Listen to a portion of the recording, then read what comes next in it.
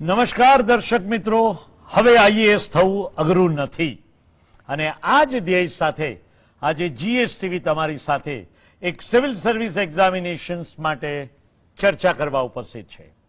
IAS, IPS અને IRS આ ઘણા લોકોનું સ્વપ્ન હોય છે અને આ સિદ્ધિ હાંસલ કરવી કઠિન પણ હોય છે, પણ જો લક્ષ્યાંક નક્કી હોય તો સફળતા અચૂક મળે જ છે.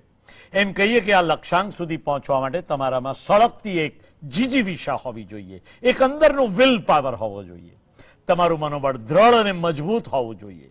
કોઈ પણ પરિસ્થિતિ તમને તમારા લક્ષ્યાંકથી ડગાવી નથી શકતી અને એમ કહીએ કે તમારું ડેડિકેશન એ હદનું હોવું જોઈએ કે તમને સફળતા અચૂક મળે. અને માટે જ આપણે ત્યાં કહ્યું છે ને કે સફળતા એને જઈને વરે જે પરસેવે નાય. ત્યારે આજના વિષય પર આજની અમારી ચર્ચા છે અને અમને વિશ્વાસ છે કે આ ચર્ચા આપને ચોક્કસપણે આપના લક્ષ્યાંક સુધી લઈ જવા માટે મદદરૂપ થશે. આપના ફોકસને ક્લિયર કરવા માટે અમે આપની સમક્ષ ઉપસ્થિત થયા છીએ. દર્શક મિત્રો, મારી સાથે જોડાયા છે ત્રણ મહાનુભાવો કે જેઓ આ જ પ્રકારની જાહેર પરીક્ષાઓ એટલે કે સિવિલ સર્વિસ એક્ઝામિનેશન એ રાજ્યની હોય એટલે કે જીપીએસસી હોય કે યુનિયન પબ્લિક સર્વિસ કમિશનની હોય તેમાં તેઓ સફળતાપૂર્વક માર્ગદર્શન આપતા રહ્યા છે અને તેમના અનેક વિદ્યાર્થીઓ સિદ્ધિના શિખરો સર કરી ચૂક્યા છે. મારી સાથે બેઠા છે પ્રોફેસર મહેશભાઈ ઠાકોર, જ્યોગ્રાફીના નિષ્ણાત પ્રોફેસર છે, અમદાવાદની એચકે આર્ટ્સ કોલેજના એ ભૂગોળ વિષયના એક નિષ્ણાત પ્રાધ્યાપક પણ છે. એમની સાથે બેઠા છે પ્રોફેસર હરેશ પંડ્યા. હરેશભાઈ એ જાહેર પરીક્ષાઓના ખૂબ નિષ્ણાત અને ખાસ કરીને પોલિટી વિષયના તેઓ નિષ્ણાત છે. હરેશભાઈ, આપનું પણ સ્વાગત કરીએ છીએ આજના કાર્યક્રમમાં. અને એમની બાજુમાં બેઠા છે શ્રી રાકેશ ભારદ્વાજ સાહેબ. એ અંગ્રેજીના એક નિષ્ણાત પ્રાધ્યાપક છે. અમદાવાદની રાષ્ટ્રભાષા કોલેજમાં તેઓ અંગ્રેજી વિષયના પ્રાધ્યાપક પણ છે અને તેઓ પણ આ જ પ્રકારની જાહેર પરીક્ષામાં વિદ્યાર્થીઓનું ખૂબ માર્ગદર્શન કરતા રહ્યા છે. એથી એ વિશેષ આજે એક સફળતાના શિખરો સર કરી ચૂકેલો વિદ્યાર્થી અમારી સાથે જોડાયો છે અને એ છે એક પાક્કો ગુજરાતી છોકરો રાજ સુથાર. રાજ સુથાર 2019ની બેચમાં ફ્રેશ પાસ થઈને તાલીમ લઈને આવેલો આઈએએસ ઓફિસર છે અને રાજ સુથાર હાલમાં સુરેન્દ્રનગર ખાતે એક આઈએએસ ઓફિસર તરીકે ફરજ પણ બજાવે છે. રાજ સુથાર, આપનું સ્વાગત કરીએ છીએ આજના કાર્યક્રમમાં. સૌથી મહત્વની વાત એ છે કે આપણે જેને જીપીએસસી કહીએ છીએ અને યુપીએસસી કહીએ છીએ, તો હરેશભાઈ તમારાથી જ વાતની શરૂઆત કરીએ કે આ જીપીએસસી શું છે અને યુપીએસસી શું છે. આ સિવિલ સર્વિસ એક્ઝામિનેશનનો ઇતિહાસ શું છે? કારણ કે વર્ષો પહેલા જ્યારે અંગ્રેજો શાસન કરતા હતા ત્યારે આપણા સુભાષચંદ્ર બોઝ એ આઈસીએસ થયા હતા અને એવા અનેક યુવાનો એ વખતે આઈસીએસની પરીક્ષા આપતા હતા અને સિવિલ સર્વિસમાં જોડાતા હતા. પણ ભારત આઝાદ થયા પછી આપણે એને ઇન્ડિયન એડમિનિસ્ટ્રેટિવ સર્વિસ તરીકે ઓળખીએ છીએ. તો આ ઇન્ડિયન એડમિનિસ્ટ્રેટિવ સર્વિસ શું છે અને આ સર્વિસીસમાં કયા લોકો પરીક્ષામાં બેસી શકે? હરેશભાઈ. રાઈટ, સુભાષભાઈ, બહુ સરસ ઇસ્યુ છે. આઈએએસ થવું અઘરું નથી. જી, આપણા વિદ્યાર્થીઓમાં આ એક બહુ જ મહત્વનો ભય રહેલો છે અને ખાસ કરીને એના જ કારણોસર ગુજરાતના વિદ્યાર્થીઓ ઘણા સમયથી પાછળ છે. જી જી, અહીંયા હું એક પૂર્તતા કરીશ જી કે કોઈ પણ પ્રકારની સ્પર્ધાત્મક પરીક્ષામાં જો આપણે આગળ વધવું હોય તો હું એવું માનું છું કે જેને જનરલ નોલેજ એક સમયે કહેતા હતા, જી, એ જનરલ નોલેજ એક પાયાની જરૂરિયાત છે. આવું જ બીજું જો એક જરૂર હોય તો એનામાં લિંગ્યુઅલ સ્કિલ હોવી જરૂરી છે. જી, અને ત્રીજું એનામાં એપ્ટિટ્યુડ્સ હોવા જરૂરી છે. જી જી જી, આમ કોઈ પણ પરીક્ષા હોય, ચાહે સ્ટાફ સિલેક્શન કમિશનથી શરૂ કરો કે પછી એમ વર્ગ 3ની કોઈ પણ જીપીએસસી કે ઇવન ગૌણ સેવા દ્વારા લેવાતી પરીક્ષા ગણો કે અન્ય બેન્કિંગની પરીક્ષા ગણો, એમ જીપીએસસી કે યુપીએસસી, જી, એમ ક્વોન્ટિટેટિવ એપ્ટિટ્યુડ અને રિઝનિંગ એપ્ટિટ્યુડ બે એપ્ટિટ્યુડ છે. ભાષાની વાત કરીએ તો પ્રાદેશિક ભાષા હોય, ગુજરાતી ભાષા હોય અને એવી જ એક અંગ્રેજી ભાષા હોય. અને એમ જનરલ નોલેજની જ્યારે વાત કરું છું ત્યારે નોલેજથી આગળ વધીને એ જનરલ સ્ટડીઝ બને છે જી. અને જ્યારે એમાં સાંપ્રત એટલે કે કરંટ જોડાય છે તો એને આપણે જનરલ અવેરનેસ પણ કહીએ છીએ. જી જી જી જી. એટલે આ પ્રકારની પરીક્ષા જ્યારે આપણે એક શરૂઆત કરીએ ત્યારે ત્યાંથી શરૂ થવું જોઈએ. હવે દરેક પરીક્ષામાં એના પ્લસ માઇનસ છે, રાઈટ. પણ હા, હું એમ કહું કે આપણે અહીંયા મુંબઈ જવું છે તો નડિયાદ, વડોદરા, સુરત થઈને જવાય. પણ હા, આપણું લક્ષ્ય મુંબઈનું હોવું જોઈએ. આપણા વિદ્યાર્થીઓમાં આ એક પ્રશ્ન નડે છે, કારણ કે લક્ષ્ય જ પહેલેથી નડિયાદનું નક્કી કરે કે વડોદરાનું નક્કી કરે અને પછી એમ કે હું પહેલા નડિયાદ જાઉં, પછી વડોદરા જાઉં ને પછી મુંબઈ જઈશ, તો એ શક્ય બનતું નથી. જી. અને એના જ કારણોસર મોટાભાગના વિદ્યાર્થીઓ પોતાનું જે લક્ષ્ય છે એ ચૂકી જતા અથવા તો લક્ષ્યમાં ઊણા ઉતરતા હોય એવું બનતું હોય છે. જી જી જી જી જી. રાઈટ. હરેશભાઈ, તમારી વાત બિલકુલ સાચી છે. હરેશભાઈની વાતને હું જરાક ટૂંકમાં સમજાવવાનો પ્રયત્ન કરું તો વાત એમ છે, દર્શક મિત્રો, કે ડેસ્ટિનેશન તમારું ગંતવ્ય સ્થળ નિશ્ચિત હોવું જોઈએ. બીજી વાત એ છે કે તમારું સમર્પણ એટલે કે તમારું ડેડિકેશન કેટલું છે એ ગંતવ્ય સ્થળ સુધી પહોંચવા માટે. ત્રીજી વાત છે તમારું દ્રઢ મનોબળ એટલે કે ડિટર્મિનેશન સાથે તમે તમારી પરીક્ષાઓની તૈયારીઓ કરો છો કે કેમ. ચોથી વાત છે તમારી શિસ્ત એટલે કે your discipline is very important. અને ડિલિજન્સ એટલે કે ખંત, કરતા જાળ કરોળિયો, ભોંય પડી પછતાય, બરોબર ને. અને તેમ છતાં 7 વાર એક કરોળિયો નીચે પડે છે પણ એ છેવટે પોતાનું જાળું બનાવીને જંપે છે. એમ તમારામાં જો એ ખંત હોય, ધીરજ હોય, તો હું માનું છું કે આઈએએસ થવું કે આઈપીએસ થવું કે આઈએફએસ થવું કે કોઈ પણ સિવિલ સર્વિસ એક્ઝામિનેશનમાં પાસ થવું કે પછી જીપીએસસીની ક્લાસ 1-2ની એક્ઝામ્સ હોય એમાં પાસ થવું એ હવે અઘરું નથી. હરેશભાઈ, મેં એવું સાંભળ્યું છે કે પહેલા અંગ્રેજીનો બહુ ભય હતો. અમે જયારે અર્લી 80sમાં આઈએએસની તૈયારીઓ કરતા હતા ત્યારે માત્ર અંગ્રેજી ભાષામાં પરીક્ષાઓ લેવાતી હતી અને બીજી હિન્દી ભાષામાં આ પરીક્ષા થતી હતી. પણ સાંભળ્યું છે કે હવે ગુજરાતીમાં પણ આ પરીક્ષા લેવાય છે. સાચી વાત છે? યસ, બરાબર છે. જી. એક સમય હતો કે જ્યારે માત્ર અંગ્રેજીમાં લેવાતી હતી. જી. 1980 પછી એક આખી માંગણી ઊભી થઈ અને એના કારણસર પછી હિન્દી એક રજૂ થઈ અને ત્યાર પછી સતીશચંદ્ર કમિટીનો જે અહેવાલ આવ્યો એ અહેવાલના આધારે બીજી ભાષાઓને પણ પ્રાધાન્ય આપવા માટે એ મંજૂરી મળી અને લેટર ઓન એમ હવે અત્યારે દેશની માન્ય જેટલી ભાષાઓ છે એ તમામ ભાષાઓમાં આ પરીક્ષા આપી શકાય છે. જી જી જી. મહેશભાઈ, આપણે બાળકોને એટલે કે વિદ્યાર્થીઓએ આ જીપીએસસી યુપીએસસીની એક્ઝામ એટલે કે સિવિલ સર્વિસ એક્ઝામિનેશનની તૈયારીઓ કઈ ઉંમરથી કરવી જોઈએ અને ક્યારથી કરવી જોઈએ?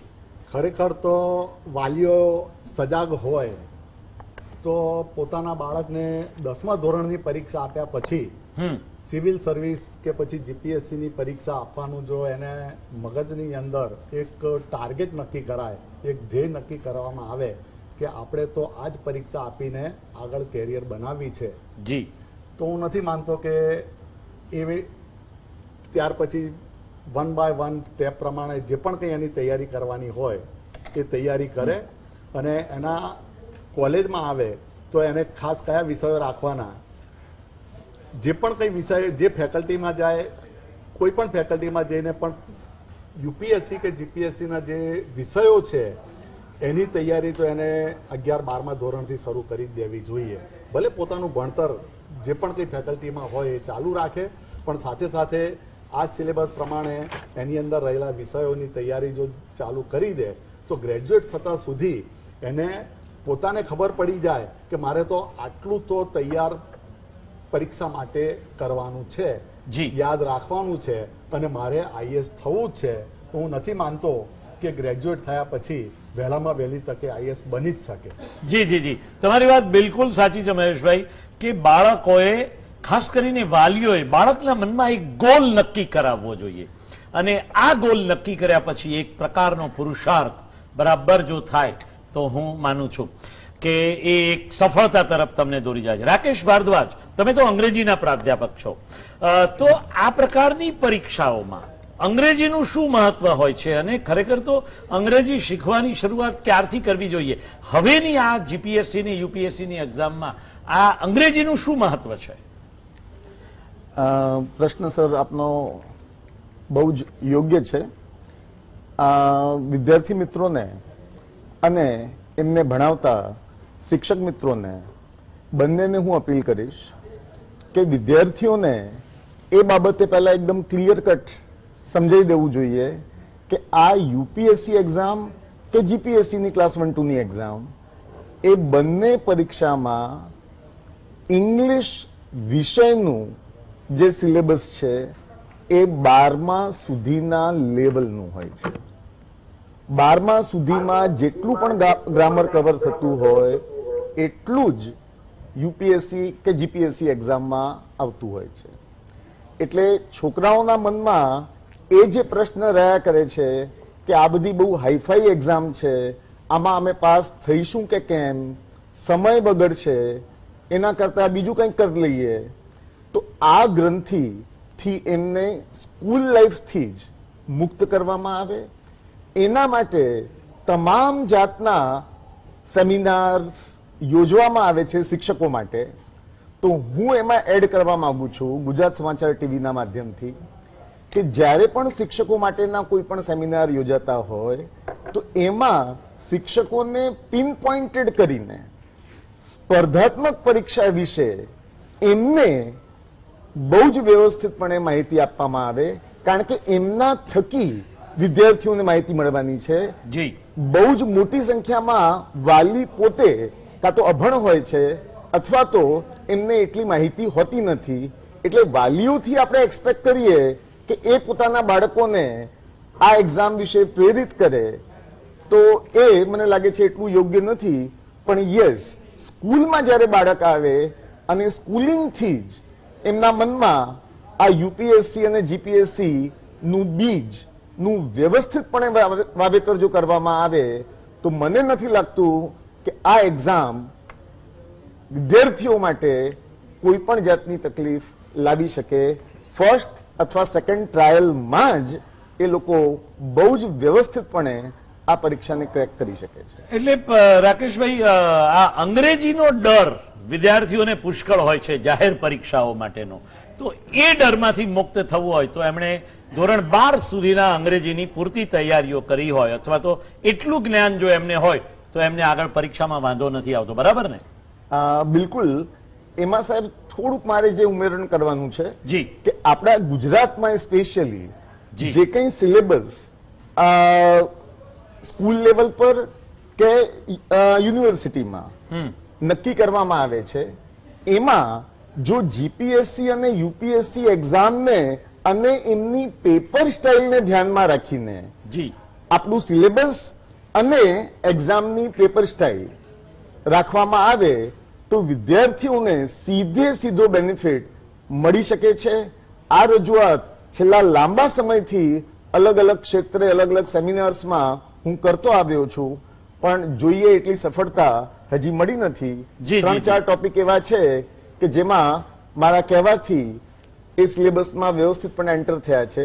પણ સિલેબસમાં એ એન્ટર થાય અને વ્યવસ્થિતપણે મેન્શન કરવામાં આવે કે આ પર્ટિક્યુલર ટોપિક જીપીએસસીની એક્ઝામમાં આટલા માર્કમાં આવે છે, યુપીએસસીની એક્ઝામમાં આટલા માર્કમાં આવે છે, તો આવી નોટિસના બહાને પણ છોકરાઓમાં એક અવેરનેસ ઊભી થાય જી જી જી અને લોકો કમ્ફર્ટેબલ ફીલ કરે. જી, આપણી સાથે આઈએએસ રાજ સુથાર સુરેન્દ્રનગરથી જોડાયેલા છે અને તેઓ અત્યારે સુરેન્દ્રનગરની કલેક્ટર કચેરીમાં પોતાની ફરજ બજાવી રહ્યા છે. રાજ, આપનું સ્વાગત કરીએ છીએ. રાજ બીટેક થયેલા છે અને સુરતથી એમણે પોતાનો એન્જિનિયરિંગનો અભ્યાસ પૂરો કર્યો છે. પણ મજાની વાત એ છે કે અમદાવાદના ન્યૂ સીજી રોડ પર આવેલી એક શાળામાં એમણે પોતાનો સ્કૂલનો અભ્યાસ કર્યો હતો અને પાક્કા અમદાવાદી છે રાજ સુથાર. તો રાજ સુથાર, તમને ખૂબ અભિનંદન આપીએ છીએ અને સાથે જ સૌથી પહેલો પ્રશ્ન એ છે કે તમને ક્યારે એવું લાગ્યું હતું કે તમે આઈએએસ થવા માટે એક સક્ષમ વિદ્યાર્થી છો? જી ડોક્ટર સુભાષ, મારો અવાજ આવી રહ્યો છે? Yeah, you are audible. Please go ahead. Thank you first of all આટલું જનરસ ઇન્ટ્રોડક્શન માટે.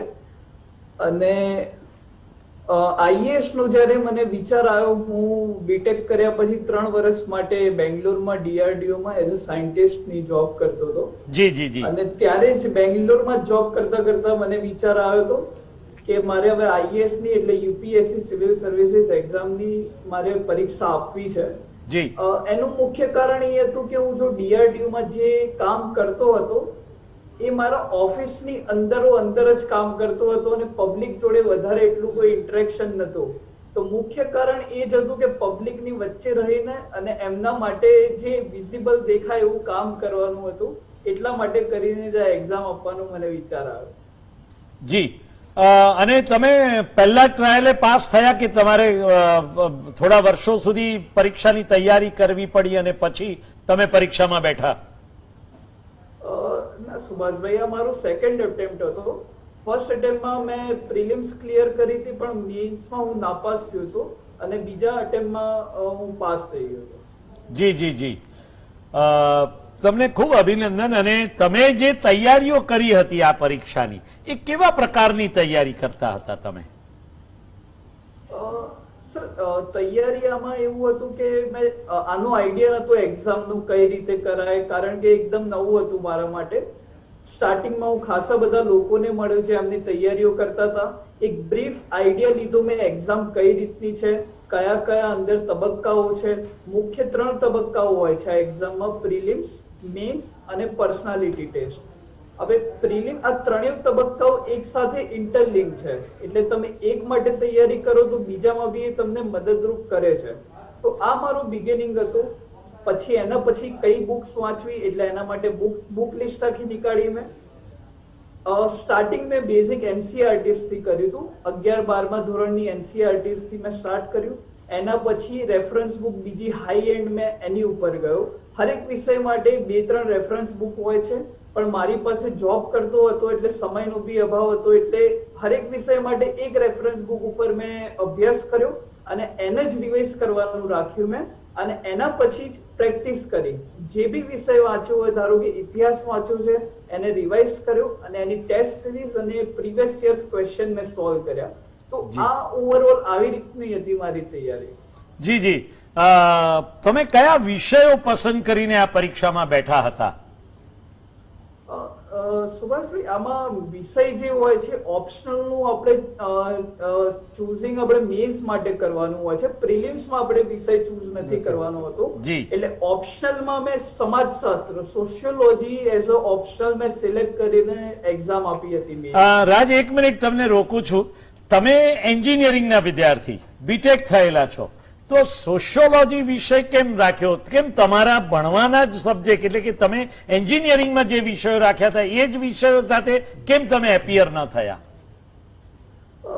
સર, એન્જિનિયરિંગ બી છે જે ઓપ્શનલ તરીકે તમે વિષય લઈ શકો છો. અને ઇવન મારી જે જોબ હતી ડીઆરડીઓમાં, that was also related to mechanical engineering only, જે મારો સબ્જેક્ટ છે. પણ જ્યારે હું યુપીએસસી ની એક્ઝામની તૈયારીઓ કરતો હતો, એમાં જેમ આપણા પહેલા કો પેનલિસ્ટે વાત કરી કે કરંટ અફેર્સ અને જનરલ સ્ટડીઝ બંને વાંચવાનું આવે છે. તો મેકેનિકલ એન્જિનિયરિંગ હું ત્યાં આગળ જોબમાં બી આખો 8 થી 10 કલાક એની ઉપર કામ કરતો હતો ને આયા પછી મારે એના લીધે જનરલ સ્ટડીઝની જે અભ્યાસમાં થોડું મને તકલીફ પડતી હતી, એટલે ટ્યુનિંગ નહોતું મળતું. એટલા માટે મેં સમાજશાસ્ત્ર લીધો, જે મને જનરલ સ્ટડીઝમાં બી ખાસો ઉપયોગ કરી શકે છે, મેન્સ અને પ્રિલિમ્સ માટે બી. અને ઇવન મેન્સમાં એક એસે નિબંધનો બી પેપર આવે છે, એમાં બી એનો ખાસો ઉપયોગ થાય છે. એટલા માટે કરીને સમાજશાસ્ત્ર લીધો હતો. જી જી. તમારી વાત સાંભળવાની ખૂબ મજા આવી. હજુ પણ બીજા સવાલો સેકન્ડ રાઉન્ડમાં આપને પૂછીશું, એટલે તમે અમારી સાથે સતત જોડાયેલા જ રહેજો. આપણે હરેશભાઈ પાસેથી જાણીએ. હરેશભાઈ, આ જીપીએસસી ને યુપીએસસી નું માળખું શું છે અને જીપીએસસી ની પરીક્ષા કયા વર્ગના અધિકારીઓ માટે લેવાય છે અને યુપીએસસી ની એક પરીક્ષા આપવાથી કઈ કઈ કેડરમાં આપણે પસંદ પામીએ છીએ? જી. મેં હમણાં શરૂઆતમાં જેમ ઉદાહરણ આપ્યું એમ કે જીપીએસસી એ આપણે માનીએ તો બરોડા છે અને યુપીએસસી એ મુંબઈ છે. અચ્છા. એટલે કારણ કે આમાં હું થોડો જ્યારથી સ્પીપા સાથે સંકળાયેલો હતો અને ત્યારથી ઘણી બધી વાર ઇન્ટરેક્શન થયા છે, એટલે જીપીએસસી પણ યુપીએસસીને ફોલો કરે છે.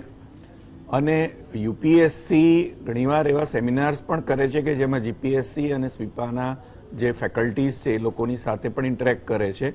આવા કંઈક એ લોકોના ચેન્જીસ જે કંઈ એ લોકોના ફોર્મેશનમાં હોય ત્યારે આ બધી બાબતોમાં. એટલે ઓલમોસ્ટ આપણે ઘણા વર્ષોથી આવું થઈ રહ્યું છે કે યુપીએસસીની જે પેટર્ન છે એને જીપીએસસીમાં ફોલો કરવામાં આવે છે. ચોક્કસ છેલ્લા ઘણા સમયથી જીપીએસસીએ એક સારો સુધારો કર્યો છે જે યુપીએસસીમાં થવા માટે ઘણા વર્ષોથી રજૂઆત છે પણ હજી થયો નથી, અને તે કે ઓપ્શનલ સબ્જેક્ટ કાઢી નાખવામાં આવ્યો છે. રાઈટ, એટલે જીપીએસસીમાં ઓપ્શનલ સબ્જેક્ટ નથી જે પહેલા હતો. રાઈટ, તો એ અનુસાર આમ જોવા જઈએ તો એમાં પણ બંનેમાં પ્રિલિમ પરીક્ષા છે, બંનેમાં મેઇન્સ પરીક્ષા છે, બંનેમાં ઇન્ટરવ્યુ છે. બંનેમાં પ્રિલિમ પરીક્ષા 200-200 માર્ક્સની છે. હા, ચોક્કસ જીપીએસસીની પ્રિલિમ અને યુપીએસસીની પ્રિલિમમાં થોડો ફેર છે. હમણાં જ પ્રોફેસર ભારદ્વાજે જે કહ્યું ત્યારે પણ હું થોડી રજૂઆત કરવા ઈચ્છતો હતો કે યુપીએસસીનું પેપર 1 અને પેપર 2 જે છે એમાં પેપર 2 જેને સીસેટ કહેવામાં આવે છે એમાં ઇંગ્લિશ થોડું આવે છે, કોમ્પોઝિશન ટાઈપ, કોમ્પ્રિહેન્સિવ થોડું હોય. એને હવે ઘણા સમયથી ખાસ કરીને એનડીએ ગવર્મેન્ટ સમક્ષ રજૂઆત થઈ ત્યારથી એને બહુ ભાર આપવામાં આવતો નથી. એટલે પેપર 2નું જે કંઈ વેટેજ છે એ 33% સુધી મર્યાદિત કરી દીધું, અને એમાં ક્વોલિફાઈંગ હોય ધેટ ઇઝ સફાઈસ, એટલું પૂરતું છે. એટલે એ સંજોગોમાં પેપર 1 જે છે એમાં જે જનરલ સ્ટડીઝ છે એ વધુ મહત્વનું બને છે. જી, જીપીએસસીમાં પેપર 1 અને 2 બંનેમાં 4 વિષયો વહેંચી દીધા છે. એમ પેપર 1માં હિસ્ટ્રી છે, કલ્ચર એટલે કે સાંસ્કૃતિક બાબતો છે, રાજ્યશાસ્ત્ર છે એટલે કે બંધારણ અને એ પણ છે એમાં, અને એ ઉપરાંત ગાણિતિક બાબતો છે. જી, પેપર 2ની અંદર ભૂગોળ છે, ઇકોનોમી અર્થતંત્ર છે, વિજ્ઞાન છે અને કરંટ અફેર્સ છે. એમ આ રીતે એની અંદર 2 એ પડે છે. જી, પ્રિલિમ એ માત્ર ક્વોલિફાઈંગ ટેસ્ટ છે. એમાં પાસ થયા પછી તમે કેટલા માર્ક્સ મેળવ્યા છે એ મેરિટોરિયસ ઉપર જાય છે, કે તમારું મેરિટ પર તમે સિલેક્શન થતું હોય.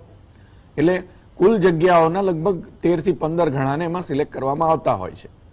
એકવાર એ પરીક્ષા તમે પાસ થઈ ગયા પછી એમાં કેટલું સ્કોરિંગ થયું એ જોવામાં આવતું નથી. અહીંયા હું વચ્ચે એક બાબત કહેવા માંગતો હતો યુવાનોને ખાસ કરીને.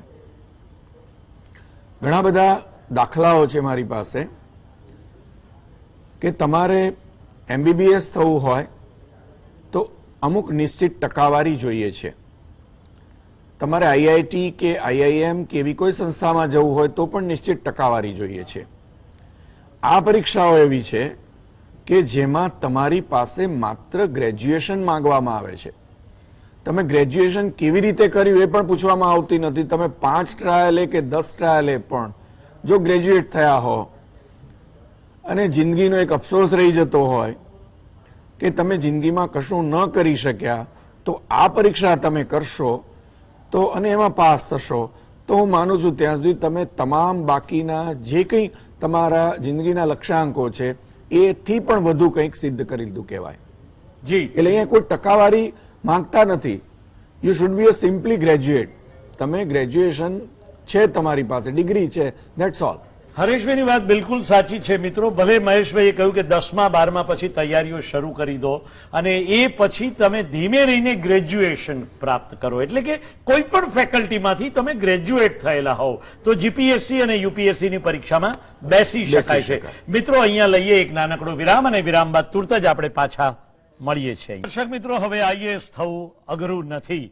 આ કાર્યક્રમની ચર્ચામાં જીએસટીવીમાં અમારી સાથે જોડાયેલા છે પ્રોફેસર રાકેશ ભારદ્વાજ, હરેશ પંડ્યા, મહેશ ઠાકોર અને તાજેતરમાં જ આઈએએસ થયેલા રાજ સુથાર.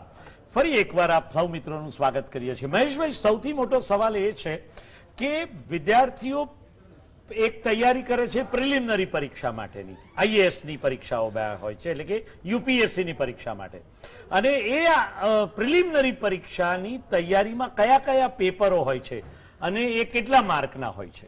જી, બહુ સરસ સવાલ છે કે પ્રિલિમિનરીની તૈયારી કરવી હોય તો સામાન્ય રીતે 2 પેપરો હોય, જનરલ સ્ટડીનું પેપર 1 અને જનરલ સ્ટડીનું પેપર 2. જી, અને એ પાસ થઈ જાય એટલે મેન્સની પરીક્ષા આપવી પડે.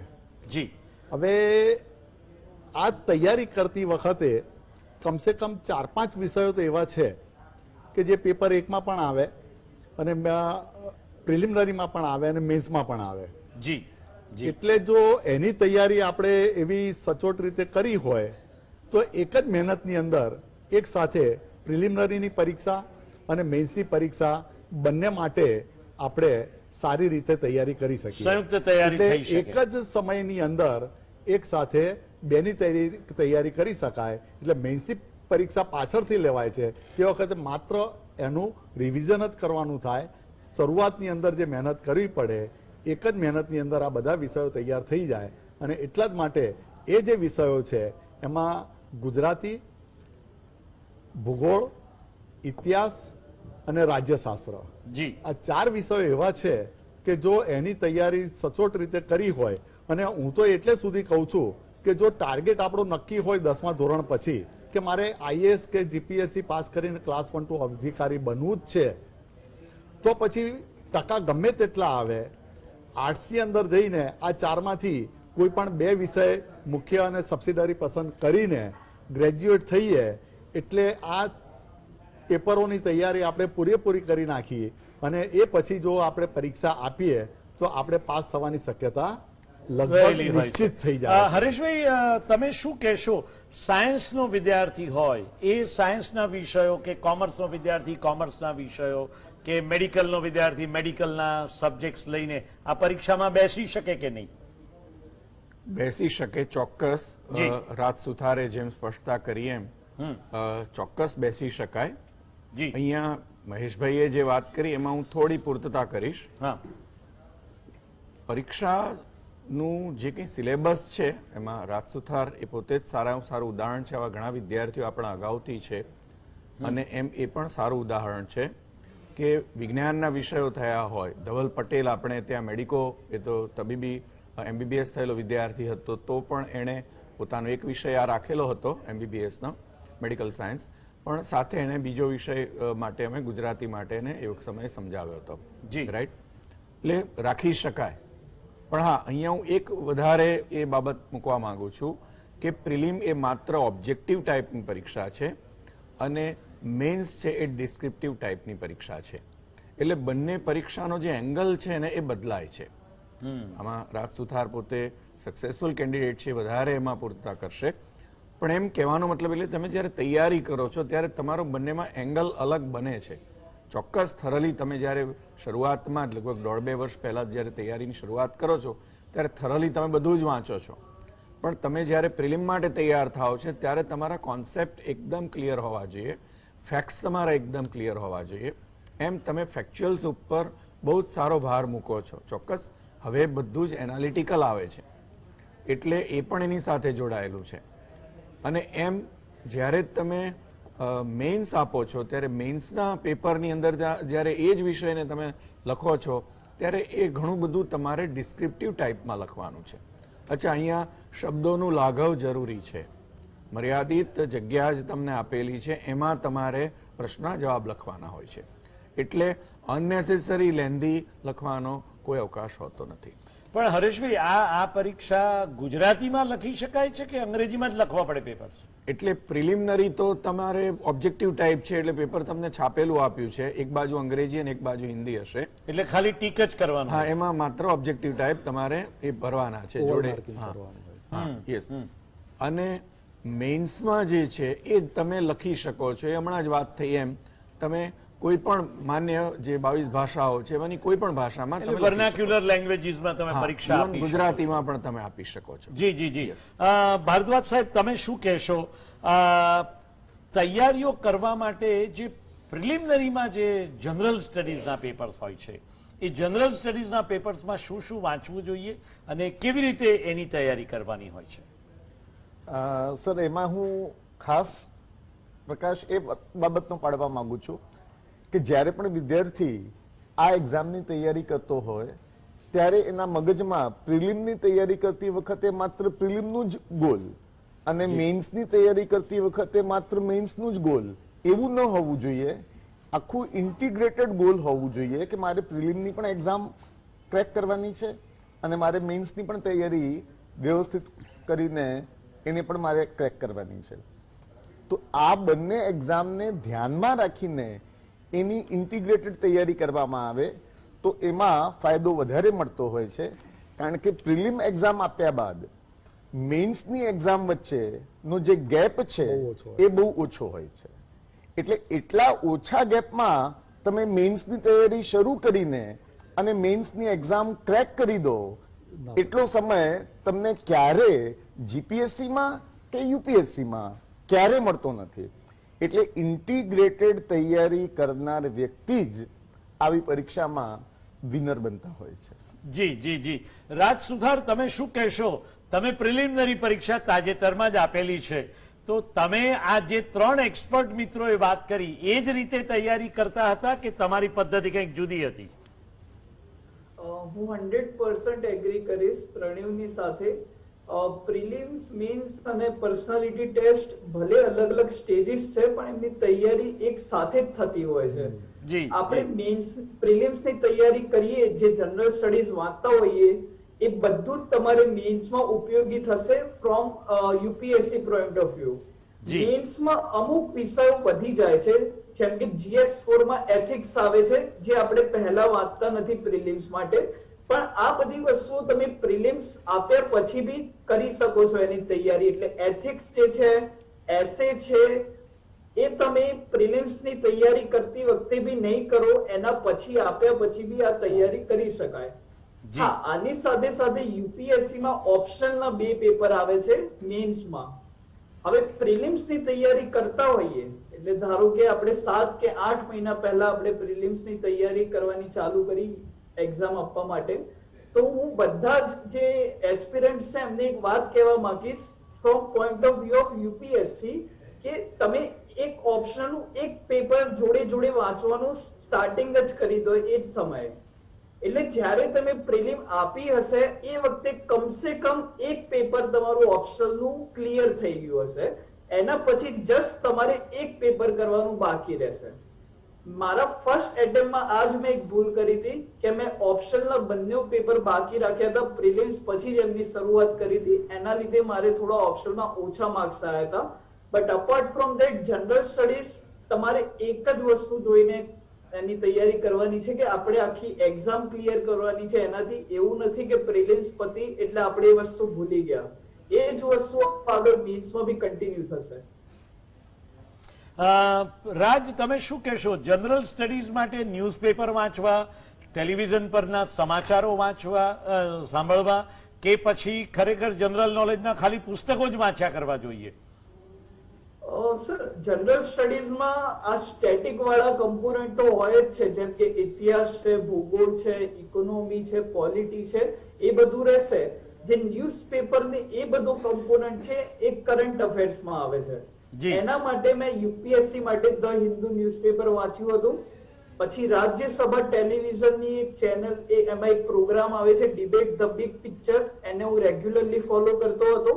અને આની સાથે સાથે અમુક ઓનલાઈન એવી છે કોચિંગ ક્લાસીસ, એમનું ફ્રીમાં મટીરિયલ મળતું હોય છે, જેને આપણે મંથલી મેગેઝિન કહીએ છીએ. આમાં કેવું છે, આપણા સમયના કારણે એક ન્યૂઝપેપર વાંચી શકીએ, પણ એ લોકો 4-5 ન્યૂઝપેપરના બધા જ સારા ઇમ્પોર્ટન્ટ ન્યૂઝ એક જગ્યાએ ડોક્યુમેન્ટ કરીને મંથની એન્ડમાં પબ્લિશ કરતા હોય છે. એટલે તમે એસ્પિરન્ટ્સ લોકો કોઈ બી એક સારી કોચિંગ એજન્સીના આવી રીતે ફ્રીમાં ઓનલાઈન ડાઉનલોડ કરીને વાંચી શકો છો. જી રાજ સુથાર, તમે શું કહેશો? દિલ્હીમાં બહુ જ સક્સેસ રેશિયો હોય છે અને એવા ક્લાસીસ પણ ચાલે છે દિલ્હીમાં, તો શું પ્રિલિમ પાસ કર્યા પછી સીધા દિલ્હી એ ક્લાસીસમાં પહોંચી જઈને ત્યાં બેસીને તૈયારી કરવી જોઈએ કે ગુજરાતમાં બેસીને થઈ શકે આ તૈયારીઓ? આ જે તમે વાત કરી આજથી 10 વર્ષ પહેલા હું માની શકું કે સાચી હતી, પણ આજના સમયમાં તમે ભારતના કોઈ બી ખૂણામાં બેસીને એક્ઝામની તૈયારી કરી શકો છો. મેં પોતે બેંગ્લોરથી તૈયારી કરી હતી, પરીક્ષા મેં અમદાવાદથી આપી હતી. પ્રિલિમ્સ પછી તમારે ટેસ્ટ સિરીઝ સારી જોઈન કરવી પડે મેન્સ માટે, કારણ કે લેખિત એક્ઝામ છે. એ ટેસ્ટ સિરીઝ તમારે ખાસી એવી ટેસ્ટો મેં પ્રેક્ટિસ કરવી પડે. 30 થી 35 ટેસ્ટો મેં પોતે પર્સનલી લખેલી છે અને ટ્રાય કરવાનું કે કોઈ ઇવેલ્યુએટ તમને કરીને આપી શકે. જો આ બધી સુવિધાઓ તમે જ્યાં છો ત્યાં મળે છે તમને, તો તમારે ક્યાંય બી જવાની જરૂર નથી. અને તમે સાચી જ વાત કહી કે ઓનલાઈન પણ ગાઈડન્સ તો ઘણું બધી જગ્યાએથી મળતું હોય છે, તો આ ગાઈડન્સ લઈને ઘરે બેઠા જ આ પરીક્ષાની તૈયારીઓ કરી શકાય એવું છે. વાત સાચી છે તમારી. મહેશભાઈ, તમે ભૂગોળ વિષયના એક નિષ્ણાત અધ્યાપક છો અને તમે ભૂગોળ વિષય આ પરીક્ષાઓમાં લેવાનું પ્રિફર કરાવવાનું કહો છો, તો ભૂગોળ વિષયની તૈયારીઓ કેવી રીતે કરશો? ભૂગોળ વિષયની તૈયારી કરવી હોય તો સૌથી પહેલાં આપણે જે મીડિયમની અંદર અને રાજ્ય પરીક્ષા બોર્ડની ચોપડીઓ વાંચીને તૈયારી આપણે એસએસસી પાસ કરી હોય કે ધોરણ 5 થી ધોરણ 10 સુધીની તૈયારી કરી હોય જી, અથવા તો પછી સેન્ટરની પરીક્ષાઓ આપતા હોય તો એનસીઆરટીની ચોપડીઓ પણ ત્યાં કામમાં આવે છે.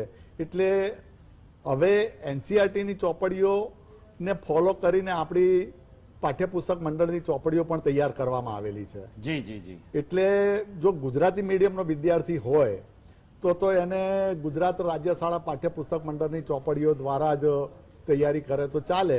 પણ કેટલીક વખત એવું બને કે એ પાઠ્યપુસ્તકની અંદર કોઈક મેટર ઓછી હોય તો એ જ બાબત એનસીઆરટીની પરીક્ષાની અંદરથી પણ એ પૂર્તિ કરી શકતા હોય. અથવા તો રાજ સુથારે કહ્યું ને, ઓનલાઈન પણ ઘણું બધું અવેલેબલ હોય છે. હવે તો ઘણી લિટરેચર વેબસાઇટ એટલું પર હોય બધું છે. મળે છે. પહેલાના જમાનામાં તો લિટરેચર જ નહોતું મળતું એટલે બહુ તકલીફ હતી, પણ હવે તો મળતું થઈ ગયું છે. પણ ખાસ કરીને ન મળતું હોય તો છેવટે એનસીઆરટીની ચોપડીઓ તો આપણે રિફર કરવી જ પડે. જી જી જી. હરેશભાઈ, તમે શું કહેશો? આ જે પ્રિલિમિનરી અને મેન્સની તૈયારીઓ માટે કયા પ્રકારનું વાંચન અને ક્યાંથી પુસ્તકો મેળવવા જોઈએ? જી. પ્રોફેસર મહેશ ઠાકોરે જે કહ્યું એ વાત સાથે તો હું સંમત છું જ, પણ હવે એવું બને છે કે એનસીઆરટી એટ અ ગ્લાન્સ અથવા એનઆઈઓએસ એટ અ ગ્લાન્સ આવું તૈયાર મટીરિયલ પણ મળતું હોય છે બજારમાં. હા, એટલે એમાં બધું આ કમ્પાઇલેશન જ હોય છે. જી. એટલે જેમ રાજ સુથારે કહ્યું એમ કે કરંટ અફેર્સ માટે પણ કોઈ એક ન્યૂઝપેપર કરતાં કમ્પાઇલેશન વાંચવું વધુ સારું રહે, એમ આમાં પણ કમ્પાઇલેશન વધુ સારું હોય છે. હું તૈયારી માટે થોડું એવું માનું છું કે કોઈ પણ વિદ્યાર્થીએ લગભગ ગ્રેજ્યુએશનના પહેલા વર્ષથી જો એક પોતાનું કમિટમેન્ટ ઊભું કરે ને તો 3 વર્ષનું પ્લાનિંગ એને ચોક્કસ સફળતા તરફ લઈ જાય. એટલે કોલેજના પહેલા જ વર્ષમાં આવ્યો હોય વિદ્યાર્થી, ત્યારથી જ એને મન નક્કી કરી લેવું જોઈએ મનથી. એટલે મહેશભાઈએ જેમ કહ્યું સિવિલ સર્વિસમાં બેસવું છે. યસ, મહેશભાઈએ જેમ કહ્યું એમ કે એનો એ ગોલ જો હોય તો એ જ પ્રકારના વિષયો એ લઈ શકે, તો એમાં જે પોતે મેન્સના વિષયો જો ઓપ્શનલ વિષય છે એને એમાં કોન્સન્ટ્રેટ કરી શકે. જી જી. પણ એ સિવાય પણ હું એવું માનું છું કે મેં સાઉથમાં ઘણા છોકરાઓ આ રીતે જોયા છે. હું બેંગ્લોર ગયો, હૈદરાબાદ ગયો, ત્યાં પણ મેં જોયું છે કે ઘણા વિદ્યાર્થીઓ પોતે આ રીતે પહેલા વર્ષથી તૈયારી કરતા હોય છે. ભલે પોતે સાયન્સ કે કોઈ હ્યુમેનિટીઝના કે બીજા કોઈ વિષયોમાં હોય, પણ એના પોતાના ગોલ માટેના વિષયો એણે અલગ રાખેલા હોય. એટલે હું એવું માનું છું કે 3 વર્ષ પહેલા જો એ જાગૃત હોય તો એણે પોતાનો ઓપ્શનલ સબ્જેક્ટ પર પહેલેથી જ ગ્રેજ્યુઅલી એક પ્લાનિંગ કરીને ધ્યાન આપવું જોઈએ. સાથે સાથે જે હ્યુમેનિટીઝના સબ્જેક્ટ જેની ઉપર આમાં ભાર અપાય છે તે, એમ ચાહે પબેડ છે એટલે કે જાહેર વહીવટ છે, કે રાજનીતિ છે, કે એમ હિસ્ટ્રી છે, કલ્ચર છે, ભૂગોળ છે, વિજ્ઞાન અને ટેકનોલોજી છે, એમ આ બધા જે છે વિષયો એને પણ એ પહેલેથી જો ધ્યાન આપે. હું વિદ્યાર્થીઓને એ રીતે માર્ગદર્શન આપતો હોઉં છું કે તમારું પહેલું ગોલ મેઇન્સ રાખો. કારણ કે હમણાં જ જેમ રાકેશ ભારદ્વાજે કહ્યું તેમ કે પ્રિલિમ પછી મેઇન્સ વચ્ચે એટલો સમય હોતો નથી, અને ઘણા બધા વિદ્યાર્થીઓ હું જોઉં છું કે પ્રિલિમ પાસ થયા પછી મેઇન્સ ક્રેક કરવામાં નબળા પડે છે. તો એનું કારણ એ જ છે કારણ કે એનું મેઇન્સનું પ્લાનિંગ કાચું હોય છે. મેઇન્સ જ્યારે એણે નક્કી જ કર્યું છે કે આ પ્રકારની પરીક્ષા મારે આપવી છે, પાસ થવું છે, તો એનું પહેલું ટાર્ગેટ મેઇન્સ અને એનો ઓપ્શનલ ક્લિયર હોવો જોઈએ કે આજ મારે ઓપ્શનલ લેવો છે. અત્યારે ઓપ્શનલમાં હ્યુમેનિટીઝ સબ્જેક્ટ, જેમ રાજ સુથારે કહ્યું કે સોશિયોલોજી એનો સબ્જેક્ટ હતો, એમ ઘણા બધા સાયકોલોજી, લોજિક, આવા ઘણા બધા વિષયો સાથે પાસ થનારા વિદ્યાર્થીઓની સંખ્યા, ભલે એ આઈઆઈએમ કે આઈઆઈટી કે મેડિકો કે કોઈ ટેકનોક્રેટ કે ગમે તે હોય, પણ એ આ પ્રકારના વિષયો એ પસંદ કરે છે કારણ કે એને સરળ પણ પડે છે, નિબંધમાં પણ સારું રહે છે અને અન્યમાં પણ એને મદદરૂપ બને છે. જી. તો એ સંજોગોમાં જો એ આ રીતે પ્લાન કરે છે તો પહેલા પોતાની મેન્સની તમામ તૈયારીઓ થાય અને પછી જે પોતે પ્રિલિમના 2 પેપર માટે, એટલે કે 6-8 મહિના બાકી હોય ત્યારે પ્રિલિમ માટે ફરીથી તૈયાર થાય. તો જ્યારે પ્રિલિમ પૂરી થાય પછી એને માત્ર મેન્સ માટે રિવિઝન જ કરવાનું છે, અને એમ એ રિવિઝન કરી અને મેન્સ બહુ જ સરસ રીતે આપે તો સ્કોર સારો કરી શકે. રાજ સુથાર પાસેથી હું માનું કે આપણે સ્કોર પણ જાણીએ. હા, યસ, રાજ સુથાર, તમે શું કહેશો આ બાબતે? જી. હું આમાં મારી પોતાની સ્ટ્રેટેજી મેં વાપરી હતી, હું તમને અહીંયા એક્સપિરિયન્સ માટે જાણ કરવા માંગીશ. અરે વાહ. ધારો કે જૂનમાં એક્ઝામ હોય છે, જૂનના સ્ટાર્ટિંગના પહેલા વીકમાં એક્ઝામ હોય છે આપણે પ્રિલિમ્સની. હાલ આપણે ડિસેમ્બર ચાલી રહ્યો છે, માની લઈએ 6 મંથ છે મારી પાસે અત્યારે વાંચવા માટે, મને કશો જ આઈડિયા નથી કઈ રીતે તૈયારી કરવાની. આપણે એકાદ અઠવાડિયું કોઈ નવો એસ્પિરન્ટ હશે, બધી ઇન્ફોર્મેશન ભેગી કરશે કે આવી રીતની એક્ઝામ છે, આ બધી બુકો વાંચવાની હોય છે, એ બધું કરી લીધું. એના પછી એક શેડ્યુલ, બહુ જ ઇમ્પોર્ટન્ટ આ વસ્તુ છે જે મેં પોતે ફોલો કરી હતી. એક શેડ્યુલ એવી રીતે બનાવવાનું કે જૂન એટલે જે એક્ઝામની તારીખ છે એના 1 મહિના પહેલા મારે બધો જ સિલેબસ એકવાર કમ્પ્લીટ કરી દેવાનો છે. ઇવન એનસીઆરટીઝ હોય કે બીજી રેફરન્સ બુક હોય જે મેં પર્સનલી વાંચવાનો મેં પ્રયાસ કર્યો છે, એ એકવાર આખો પતાવી દેવાનો. એના પછીના 1 મંથમાં ફરીથી એકવાર કમસે કમ રિવાઇઝ કરવાનું, જે બી બધું વાંચ્યું હોય એનું. આની સાથે સાથે તમારે પ્રિલિમ્સ માટે ટેસ્ટના પેપરો પ્રેક્ટિસ કરવાના. 6 મંથ્સ હું માનું છું થોડો ઓછો સમય છે, 8-1 મહિના આપવા જોઈએ કોઈ બી એસ્પિરન્ટને આને તૈયારી કરવા માટે. બટ ઇવન જો તમે ટ્રેન મિસ કરી ચૂક્યા હો તો અત્યારે બી આવી રીતે સ્ટાર્ટ કરી શકો છો. આમાં શું થાય છે, એકવાર આપણે જે 5 મહિના બાકી રાખ્યા એના પછી આપણે માઇક્રો મેનેજ કરી શકીએ છીએ આની અંદર. કે પહેલા મહિનામાં હું ઇતિહાસ પતાવીશ. ઇતિહાસમાં હવે એન્શિયન્ટ ઇન્ડિયન હિસ્ટ્રી હોય છે, મિડિવલ ઇન્ડિયન હિસ્ટ્રી હોય છે ને મોડર્ન ઇન્ડિયન હિસ્ટ્રી હોય છે. તો 1 મહિનામાં મારે પતાવવું છે તો 1 વીકમાં હું એન્શિયન્ટ ઇન્ડિયન હિસ્ટ્રી પતાવીશ, બીજામાં મિડિવલ ને છેલ્લા 2માં મોડર્ન. તો આમાં તમારું શું છે કે છેક 1 દિવસનો તમારે નેક્સ્ટ ડે શું વાંચવાનું છે એનું બી તમે પ્લાનિંગ પહેલેથી કરી શકો છો.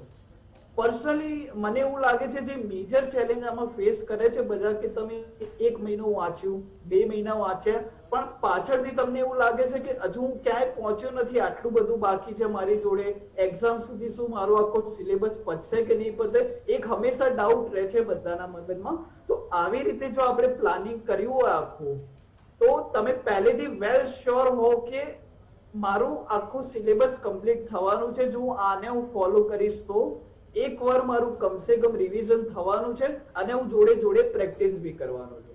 જી જી, રાજ સુથાર, તમને શું લાગે છે દિવસમાં કેટલા કલાક વિદ્યાર્થીએ તૈયારી માટે આપવા જોઈએ? જેટલા તમે મેક્સિમમ આપી શકો એટલું વધુ સારું. મારી પાસે વધારે સમય નતો તો પણ હું 7 થી 8 કલાક દિવસના હું કાઢી લેતો હતો વાંચવા માટે. તમારો સ્કોર પ્રિલિમમાં અને મેઇન્સમાં કેટલો હતો એ સહેજ? યસ, પ્રિલિમ્સમાં મારો પેપર 1 માં મારો સ્કોર હતો 108 માર્ક્સ. ઓકે. અને પેપર 2 માં અરાઉન્ડ 90 પ્લસ હતો. એનું મને આઈડિયા નથી કારણ કે ક્વોલિફાઈંગ જ હોય છે એટલે 66 પ્લસ આવે એટલે એમાં કોઈ ઇશ્યુ નથી હોતો. મેન્સમાં હાલ મને ખ્યાલ નથી, એસે નો હું તમને રફ આઈડિયા આપી શકું, 141 માર્ક્સ હતા. બાકી બધા જીએસ ના પેપરમાં અરાઉન્ડ 95 to 100 માર્ક્સ હતા અને સોશિયોલોજીના બંને પેપરો થઈને મારા 287 માર્ક્સ હતા આઉટ ઓફ 500. Good good. અને પર્સનલ ઇન્ટરવ્યુ તમારો જે લેવાયો એમાં કેવા ક્વેશ્ચન્સ આવતા હોય છે? ફર્સ્ટ ઓફ ઓલ તો એક પર્સનાલિટી ટેસ્ટ છે અને ઇન્ટરવ્યુ જેવું વધારે હોતું નથી. It is like a conversation. ત્યાં બોર્ડમાં સામે 5 સિનિયર્સ બેઠા હોય છે અને તમે એક સારું એવું કન્વર્સેશન ને ડિસ્કશન કરતા હો છો એમની જોડે અને ઓવરઓલ આખું તમારું પર્સનલ બેકગ્રાઉન્ડ અને એ સમયે દેશ વિદેશમાં જે મુખ્ય ઇન્સિડન્ટ્સ કે જે વસ્તુઓ ન્યૂઝમાં ચાલતી હોય એના અરાઉન્ડ જ હોતું હોય છે ઇન્ટરવ્યુ. હું પર્સનલી શેર કરવા માંગીશ કે મારું થોડું ડિફેન્સ રિલેટેડ બેકગ્રાઉન્ડ હતું તો મને એ વખતે ડિફેન્સ રિલેટેડ બી ક્વેશ્ચન્સ પૂછ્યા હતા. હું જે કામ કરતો હતો એના રિલેટેડ. પછી હું અમદાવાદથી બિલોંગ કરું છું તો અમદાવાદ સિટીના અમુક હિસ્ટોરિકલ સવાલો બી પૂછવામાં આવ્યા હતા મારી પાસે અને સોશિયોલોજીનું જે મારો ઓપ્શનલ હતો તો સમાજશાસ્ત્ર રિલેટેડ જેમ કે મેક્સ વેબરની થિયરી છે તો એના રિલેટેડ બી સવાલો પૂછવામાં આવ્યા હતા. જી જી જી જી. હરેશભાઈ, તમે શું કહેશો? જીપીએસસી અને યુપીએસસી બંનેની તૈયારીઓ કેટલીક વાર વિદ્યાર્થીઓ સાથે કરતા હોય છે, એટલે કે યુપીએસસી ની તૈયારી કરતા કરતા જીપીએસસી ની પરીક્ષામાં પણ બેસી જતા હોય છે, તો બંનેમાં કોમન શું હોય છે? કોમન મેં હમણાં જે વાત કરી એમ જનરલ સ્ટડીઝ જે કહેવાય, હવે આજે જીપીએસસી માટે પણ જનરલ સ્ટડીઝ એ 10 વર્ષ પહેલા હતું એવું નથી. જી બરાબર, 10 વર્ષ પહેલા 2006ની પરીક્ષામાં જીપીએસસી એ પોતે જ એવો પ્રશ્ન પૂછ્યો જીપીએસસી એટલે શું, રાઈટ. આજના વિદ્યાર્થી, તમે 8મા ધોરણના વિદ્યાર્થીને પૂછો તો એ કદાચ એની પાસે સ્પષ્ટતા હશે. એટલે હવે એવા પ્રશ્નો આવતા નથી. હવે જીપીએસસી પણ એટલું જ કોમ્પિટન્ટ થઈ ગયું છે. અને હા, હું ઘણાને એમ પણ કહેતો હોઉં છું કે જો માનો કે તમે આઈએએસ ન થઈ શક્યા તો જીપીએસસી પણ તમે જો પાસ કરો છો તો તમે નોમિનેટેડ આઈએએસ બનવાના ચાન્સ ઊભા કરી શકો છો. એટલે હા, તમારે થોડી રાહ જોવી પડે. એ 20 કે 25 વર્ષના એક્સપિરિયન્સ પછી એ તક મળતી હોય છે. પણ એમ તમારો એક જે ગોલ છે, તમે એમાં માનો કે ડેપ્યુટી કલેક્ટરમાં સિલેક્ટ થયા કે એમ ડીવાયએસપીમાં સિલેક્ટ થયા, તો એ રીતે તમે એમાં પણ આગળ વધી અને એક સમયે તમે એમ આઈએએસ કે આઈપીએસ બની શકતા હો છો. જી જી એટલે જી આ એવું છે કે એમ કહેવાય કે એક સાથે જ તમે એમ કે 2 નિશાન સાધી શકો એ બાબત છે. હા, પણ ચોક્કસ તમારો યુપીએસસી નો ગોલ છે ક્યારે ડાયલ્યુટ ન થવો જોઈએ, એ બહુ જ મહત્વની બાબત છે કે જે તમારે બહુ જ મનમાં રાખીને તૈયારી કરવાની છે. જી ભારદ્વાજ સાહેબ, તમે શું કહેશો? આપણે ત્યાંનો સક્સેસ રેશિયો કેવો છે? અને ખાસ કરીને આ પ્રકારની પરીક્ષાઓમાં ગુજરાતી છોકરાઓ બહુ નથી બેસવા તૈયાર થતા હોતા, એનું શું કારણ છે? સર, આ પ્રશ્ન એકદમ મને ગમતો પ્રશ્ન છે અને મને બહુ જ સતાવતો પ્રશ્ન છે. જી જી જી. કારણ કે અત્યાર સુધી જેટલી પણ યુનિવર્સિટીઝમાં કે જેટલા પણ એકેડેમિક ઇન્સ્ટિટ્યુશન્સમાં સેમિનાર માટે, અવેરનેસ માટે અમે લોકો ગયા છીએ, ભયંકર ડાર્કનેસ જોવા મળે છે. જી. અને એ ડાર્કનેસ એટલા હદ સુધી કે પ્રશ્નો એવા પણ છોકરાઓ પૂછતા હોય કે સાહેબ, ગુજરાત યુનિવર્સિટીની પરીક્ષાઓ આપીએ કે પછી યુપીએસસીની આપીએ? બંનેમાંથી એક આપીએ તો ના ચાલે, બંને આપવી પડે. એટલે અવેરનેસની બાબતમાં તો ભયંકર ડાર્કનેસ છે અને જબરજસ્ત ડાર્કનેસ છે. એને ઓવરકમ કરવું સ્કૂલ લાઈફથી જ બહુ જ જરૂરી છે. અને જેમ મિત્ર રાજ સુથારે વાત કરી અને એમને પોતાના માર્ક્સ બતાવ્યા, એ રીતે પણ આપણે વિદ્યાર્થીઓને ઓરિએન્ટ કરતા હોઈએ છીએ કે યુપીએસસી એક્ઝામિનેશનમાં 53 થી 55% માર્ક્સ તમે લાવો છો તો સારા મેરિટ સાથે તમે યુપીએસસીની એક્ઝામ ક્રેક કરો છો. જી જી. તો આટલું સરસ માર્ગદર્શન અને આટલી સિમ્પલ ભાષામાં જો વિદ્યાર્થીઓને આપવામાં આવે તો ચોક્કસપણે એ લોકો મોટિવેટેડ થાય. અને બીજી વસ્તુ કે જ્યારે વ્યક્તિ, દરેક વિદ્યાર્થીને હું કહેતો હોઉં છું કે તમે એમ તો યુપીએસસી નું જ રાખો. પંડ્યા સાહેબે કહ્યું બિલકુલ સાચી વાત છે. યુપીએસસી ની તમે તૈયારી કરો, યુપીએસસી નું એમ રાખો. યુપીએસસીમાં કોઈ પણ કારણસર તમે પાસ ન થયા તો તમારા માટે સેકન્ડ ઓપ્શન જીપીએસસી નું છે. અને જીપીએસસીમાં પણ તમે જો પાસ કોઈ પણ કારણસર ન થઈ શક્યા તો હું એવા વિદ્યાર્થીઓને કહું છું કે નિરાશ થવાની બિલકુલ જરૂર નથી.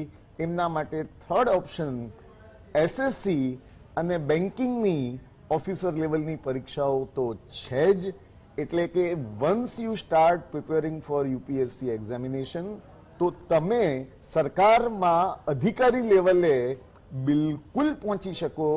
એક માર્ગ નહીં તો બીજો માર્ગ, પણ તમારી મક્કમતા એમાં હોવી જોઈએ અને એ હોય તો તમને કોઈ ડગાવી શકે નહીં. પ્રોફેસર ભારદ્વાજે બહુ જ સાચી સલાહ આપી છે કે જો તમે મક્કમતાપૂર્વક એકવાર નક્કી કરો કે મારા પિતાનો કોઈ વ્યવસાય નથી, એટલે કે મારે બાપની પેઢી પર તૈયાર ભાણે બેસવાનું નથી, અને જો તમારે તમારું લક્ષ્યાંક જાતે જ નક્કી કરવાનું હોય તો શા માટે સરકારની આટલી સુંદર સુવિધાઓ વાળી આ જાહેર પરીક્ષાઓમાં બેસીને શા માટે ઊંચા હોદ્દાઓ ન મેળવવા?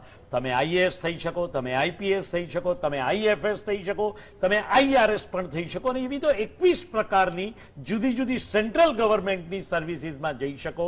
અને એ જ રીતે જીપીએસસીની પરીક્ષા આપવાથી ક્લાસ 1, 2 અને ક્લાસ 3માં પણ તમે પરીક્ષાઓમાં બેસી શકો છો અને એ જ રીતે તમે સિદ્ધિ હાંસલ કરી શકો છો. દર્શક મિત્રો, બહુ જ મહત્વની બાબત એ છે કે ડેસ્ટિનેશન, તમારું ગંતવ્ય પહેલેથી નક્કી હોવું જોઈએ. મંઝિલ ઉन्हीं को मिलती है जिनके सपनों में जान होती है. અને આ એપીજે અબ્દુલ કલામે જે કહ્યું છે ને, ઊંઘી જઈએ ત્યારે આવે એ સપના નહીં, ઉઘાડી આંખે જે સપના જોઈએ ને એ સપના હંમેશા સફળ થતા હોય છે. અને એ માટે તમારું ડેસ્ટિનેશન એટલે કે ગંતવ્ય બરાબર નક્કી હોવું જોઈએ, તમારું ડેડિકેશન હોવું જોઈએ, તમારું ડિટર્મિનેશન હોય, ડિસિપ્લિન હોય અને પ્રાયોરિટી સાથે જો પ્લાનિંગ કરવામાં આવે તો રાજ ઠાકરેની જેમ, એટલે કે આપણા રાજ સુથારની જેમ તમે ચોક્કસ આઈએએસ બની શકો છો. તમે રાજ્ય સરકારમાં જીપીએસસીની પરીક્ષામાં ક્લાસ 1 ઓફિસર પણ બની શકો છો. અમારી સાથે જોડાયેલા રહ્યા આ ચારેય મિત્રો, મહેશભાઈ, હરેશભાઈ, ભારદ્વાજ સાહેબ અને રાજ સુથાર, આ ચારેય મિત્રોનો ખૂબ ખૂબ આભાર માનીએ છીએ.